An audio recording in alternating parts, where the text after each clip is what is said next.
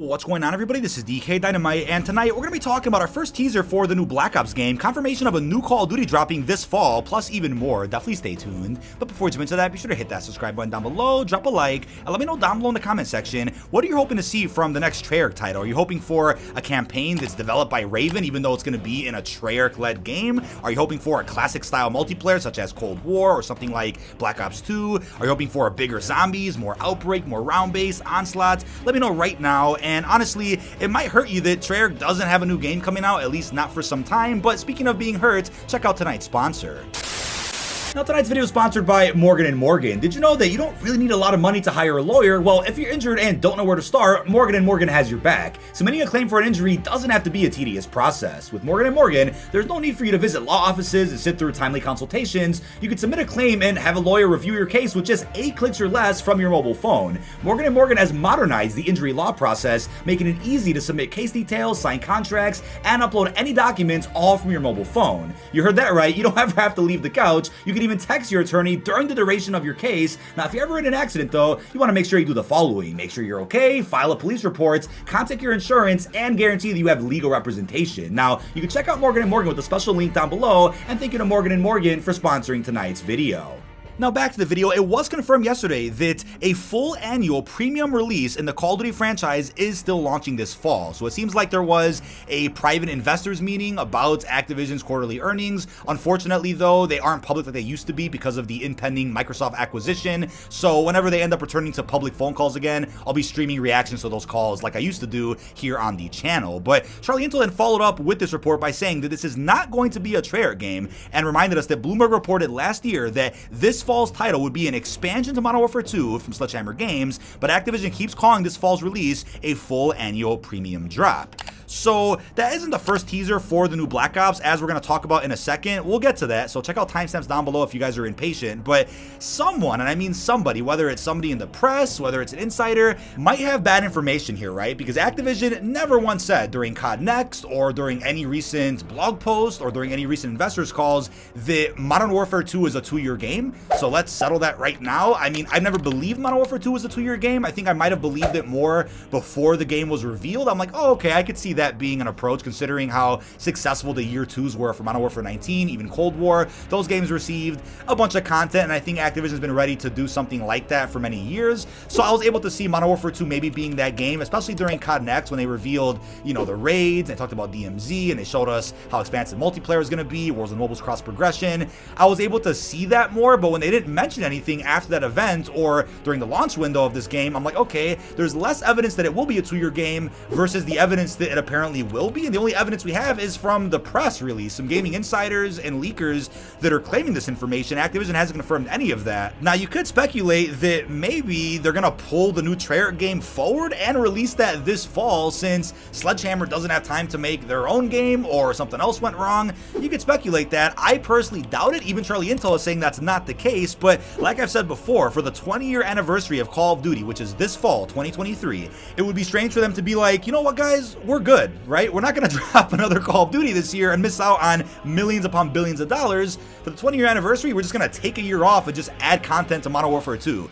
There's just no way they do that. I don't see them doing that. I mean, look at this report that Activision made $1.85 billion in net revenue in quarter 4 2022, thanks to Modern Warfare 2 and Warzone. That's $694 million more than the previous year's quarter 4 2021. That was, of course, Vanguard and Warzone Pacific. That's no surprise. So looking at the rumors we have of Call of Duty 2023, we have rumors of a spin-off type campaign being led by Sledgehammer, apparently focusing on the Ghost. Again, it's just a rumor, take it with a grain of salt. There's been a huge rumor dropped by the Ghost of Hope and other leakers that we're going to be seeing a multiplayer experience featuring a ton of remastered maps. I think all remastered maps, actually, from a catalog of Infinity Ward, Treyarch, and Sledgehammer games. So that's going to be cool, I guess. I mean, that sounds like a celebratory type of anniversary game anyway, which makes sense for 2023.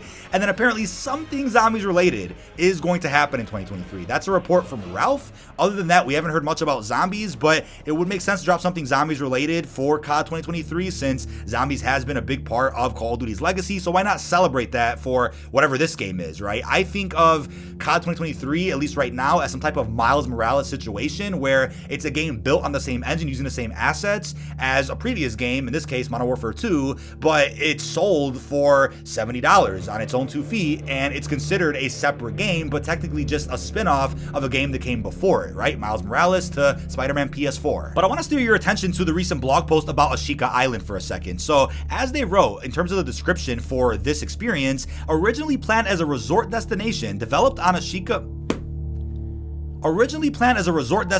development on Ashika Island was halted in the mid-1990s due to Redacted and the sterling work of Redacted, but publicly, the reasons remain undisclosed. Since this time, travel to and from the island has been heavily restricted. So I'm like, hold on a second, 1990s?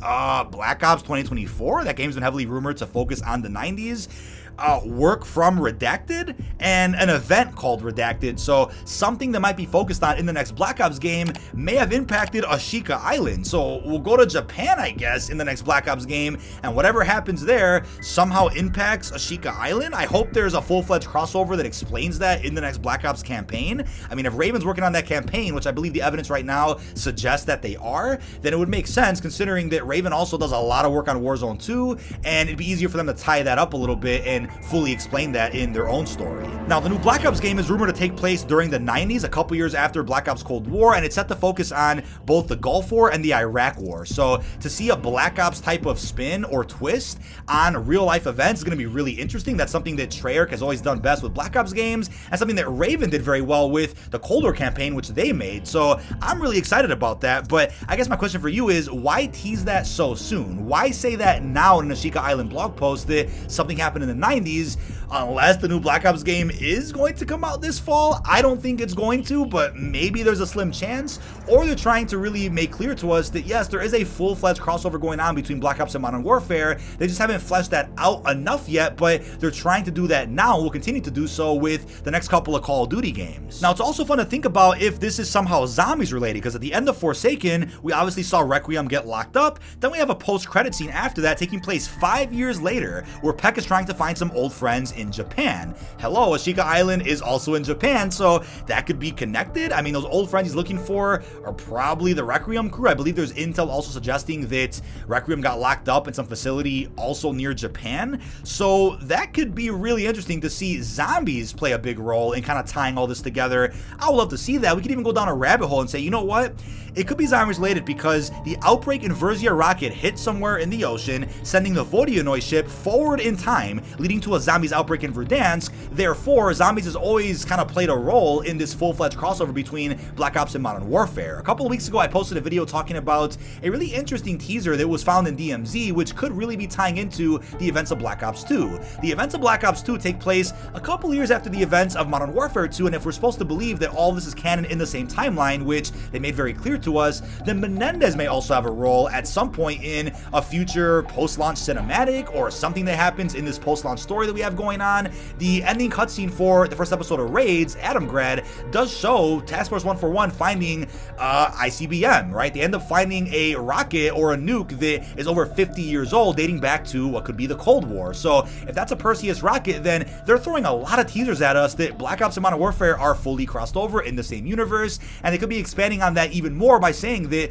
the new Black Ops game coming out in a few years somehow led to something happening on Ashika Island, right? I'm really intrigued by that. Now, something I also want to remind you guys about is that very strange crossover we also got with the beginning of the Vanguard post-launch season, where we see Butcher talking to Mason's crew in Verdansk 84 regarding some events that happened on Caldera and other areas around the world that never really amounted to anything, right? That set up a very interesting dialogue where Butcher's kind of narrating this story of what he experienced during World War II or post-World War II, and then that narration kind of stopped after Season 2 when all of a sudden the post-launch story for Vanguard turned into just a big crossover fest and a bunch of random things happening that didn't really tie back at all to that Black Ops crossover. So with that, I'm like, okay, what does that mean? Did that set up something for the new Black Ops game, and that'll kind of help us better understand where Vanguard fits into all of this? Was that part of some type of scrap narrative that means nothing now? That's what I'm also wondering, because there's definitely huge reason to believe the new Black Ops game will continue filling the gap between Black Ops 1 and Black Ops 2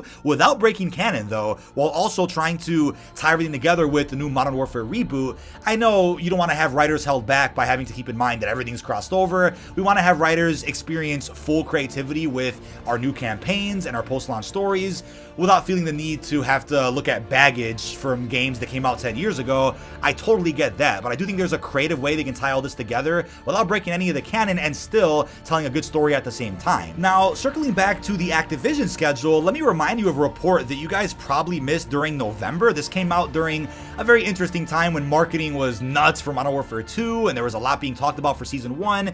You might have missed this. So apparently, according to the Ghost of Hope, Activision is in talks of having COD operate under a tick-tock cycle going forward. A tick is year 1, equaling a new premium title, significant engine updates, and building a storyline. But a tock for year 2 equals paid premium DLC content, continuing the storyline leading game into the next tick.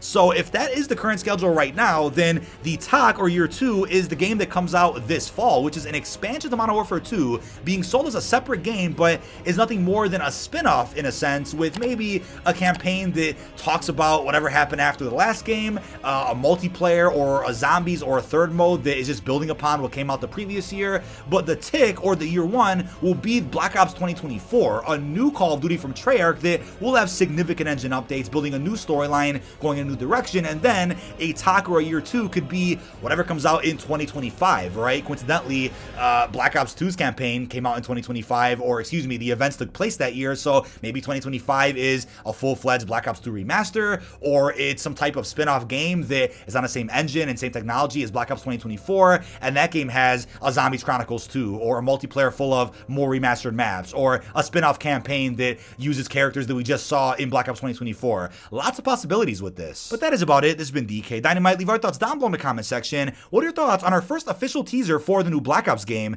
How are you feeling about what could be confirmation that a separate Call of Duty is coming out that has nothing to do with Modern Warfare 2? And also what are your thoughts on everything else we discussed? Really hope you've enjoyed, and peace out, everybody.